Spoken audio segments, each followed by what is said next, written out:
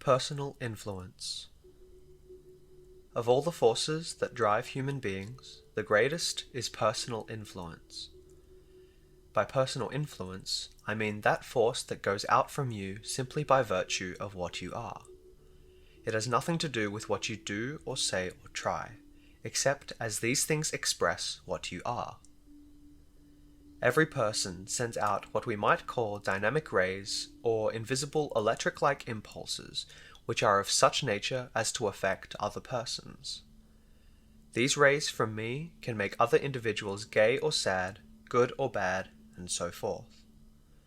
This is the only power that pulls souls, the only wind that bends them, the only fire that warms them, the only stream that bears them along. Emerson said that what you are preaches so loudly that I cannot hear what you say, which is a striking way of stating that one's unconscious influence far outreaches in effect one's conscious effort. It would be well if we would keep this in mind. It would save us a lot of futile busying. For instance, reformers bent on saving the world should not be so hot and impatient seeing that there is no real saving that ever has been or ever will be done that is not the result of the influence radiating from good people.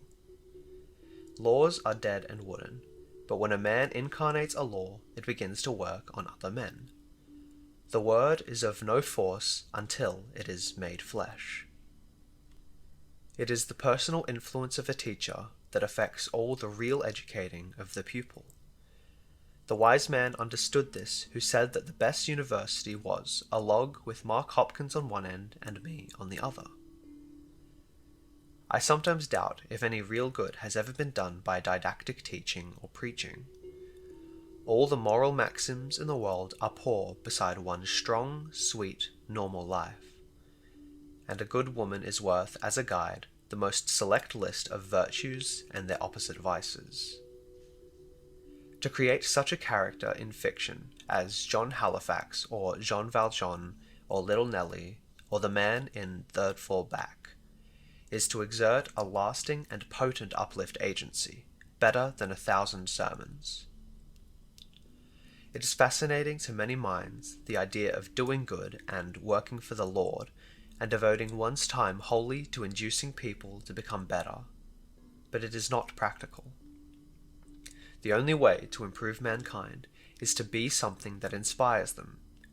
Your argument and exhortation are of small avail, just as the only way to dispel darkness is to shine, and the only way to electrify iron is to be a magnet. Goodness is a contagion.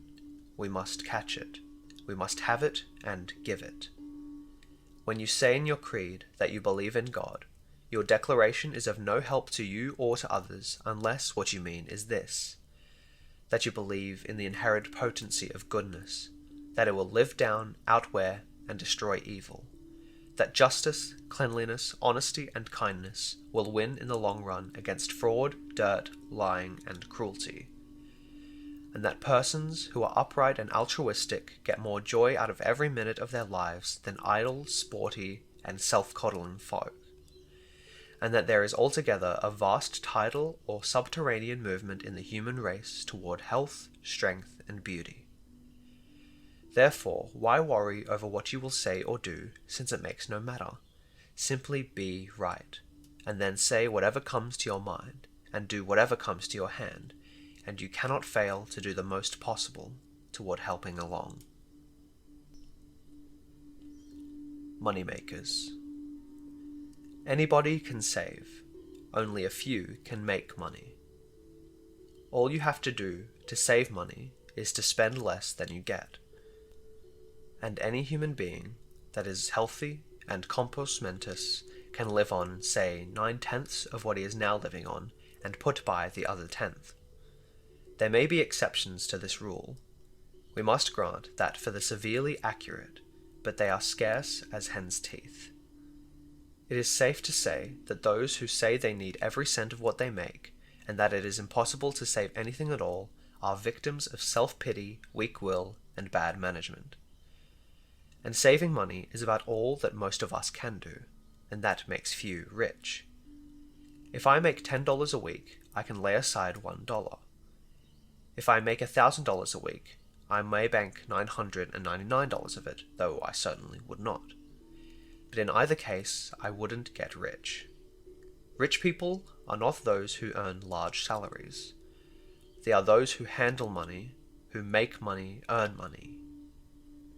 Of course, in this argument we exclude two classes: those who have money given them by inheritance or otherwise, and those who get money by chance. These two classes merely step into money someone else has made. But very few people get rich for the simple reason that money-making requires a certain order of genius. Money-makers are born. They have a natural gift. They are like poets, mechanicians, orators, artists, in that they are endowed by their creator with a peculiar capacity. The money-makers are the real kings of modern life, because vulgarly we measure all things, including human worth, by dollars. If you make $10,000 a year at your job, it is only because your employer is making more than that amount out of your services. He is the player, you are the chessman. He is the general, you are the private. The best thing for us workers to do is to let money-making alone. 9 times out of 10, when we go into that game, we are stung. Wall Street is strewn with the corpses of lambs who thought they could outwit the cunning old wolves that hunt there. Many a shopkeeper has been ruined trying to get rich, not realizing that he is not a money-maker, but a money-earner. And many a widow has lost all her insurance money by imagining that, being possessed of a tidy lump sum, she could increase it rapidly by shrewd investment. She does not understand that in speculating in real estate or buying stocks, she is pitting her inexperience against genius and trained ability. Let the natural-born money-makers make money. Let us, you and me, content ourselves with the only thing wherein we have a prospect of sure success, that is, saving money. Sometimes the money-making faculty is a racial heritage, as among the Hebrews. Sometimes it runs in a family, and sometimes it appears sporadically, and a money-making genius crops out in the most unexpected place, just as a Lincoln, a Napoleon, or a Leonardo comes from a commonplace environment. The thing for us to remember is that getting rich is but one small way in which human endeavor succeeds, that those who achieve riches are by no means certainly happy, and that their power to acquire luxuries is usually destructive to character. And to remember also that the money-saver, if he be intelligent and if he have common sense and philosophy, is practically assured of contentment. The supreme moment. But Leonardo, says one writing upon the genius of the incomparable Da Vinci, will never work till the happy moment comes, that moment of bien-être, feeling just fit, which to imaginative men is a moment of invention. On this moment he waits. Other moments are but a preparation or aftertaste of it. There are two kinds of work to be done in the world, which may be called routine work and creative work. By routine work we mean the tending of machines, the discharge of office duties, and the maintenance of the ordinary, which includes care of engines, ploughing, housework, answering letters and keeping accounts, tending the sick, digging mines, building bridges, and the like. All these, and the lives of all of us comprise such functions, are to be done whether we feel like it or not. The trombone player in the band must go on, though his heart is lead. The servant must sweep the floors, no matter how the listless spring has got into her blood. And the doctor must make his calls, the policeman walk his beat, and the elevator boy run his car, for they are cogs in the social wheel. By creative work, we mean the writing of stories, the composition of music, the painting of pictures, the modeling of statues, the singing of songs, and doings of such quality. These acts should await the supreme moment. Leonardo used to rush clear across Milan when he was engaged in painting the Last Supper in the little out-of-the-way church of S.M. del Grazie, just to make 3 or 4 strokes with his brush, to add a touch that had occurred to him. That is one reason why the picture, now faded, is yet epochal in art. One trouble with story magazines is that they are issued regularly. The ideal publication would appear every little while. One does claim to, but it is a fraud, for it is a regular monthly. What a blessing if nobody wrote a story unless he had a story to write. If no parson preached unless the fire burned within him. If nobody made a political speech unless he were as white-hot as Patrick Henry when he gave his liberty or death oration. If nobody played the piano or gave forth a song unless the compelling inspiration were there. If nobody built a house except to realize a beautiful dream, nor painted a picture except to grasp and fix an entrancing vision. Creative work is the scarcest in the world, and the most underpaid. And the amount of hard work a man puts upon a thing is no gauge of its value, often quite the contrary. For it is the same shrewd Leonardo who observed, Quante più un art por seco fatica di corpo, tanto più è vile. Or, the more bodily fatigue goes into a work of art, the viler it is. Men must work. In the forepart of the Scriptures it is laid down that, in the sweat of thy face shalt thou eat bread, and such labour perhaps will always be the most part of the world's work. But in the latter part of the Scriptures it is said that man shall not live by bread alone, and that sustenance other than bread, that diviner food that sustains souls, and the ghost wine that cheers them, is not produced by sweating labour at all, should not be called work, but is a sort of glorious play. Art, craftsmanship, inspiration. No one can work at such things. They are essentially play, the joy, and not work, the pain, of self-forth-putting. And one supreme moment is worth a lifetime. Efficiency. Make good. Don't explain.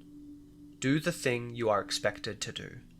Don't waste time in giving reasons why you didn't, or couldn't, or wouldn't, or shouldn't. If I hire you to cook for me, I expect my chops and baked potatoes on time, done to a turn and appetizing. I am not interested in the butcher's mistake, nor the stove's defect, nor in the misery in your left arm. I want food, not explanations. You can't eat explanations. If I hire you to take care of my automobile, or factory, or shirtwaist counter, I do not want to hear why things are half done. I want results. So also, if you come to me and hire me to do a job of writing by the 15th of the month, you do not want me to show up on that day with a moving picture story describing how I couldn't do what I was paid for. You want the writing, and you want it first class, all wool and a yard wide. This is cold, cruel, heartless talk. It is, to all second-raters and shirkers. But to real men, it is a joy and gladness. They rejoice to make good themselves, they expect others to make good, and they like to hear preached the gospel of making good. Mr. Yost, the Rochester librarian, in his report some time ago, spoke of the parable of the talents, in which we are told of the 3 servants who had received talents, 5, 2, and 1, respectively. On the master's return, they all rendered account of their stewardship. The first 2 had doubled their capital. Each of them said so in 14 words, and their work was pronounced. Well done, good and faithful servant.